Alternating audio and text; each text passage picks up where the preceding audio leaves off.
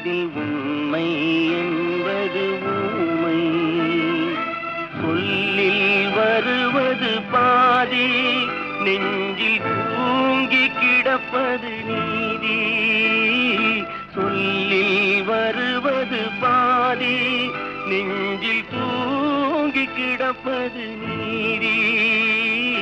உள்ளம் என்பது ஆமை, அதில் உண்மை என்பது ஊமை.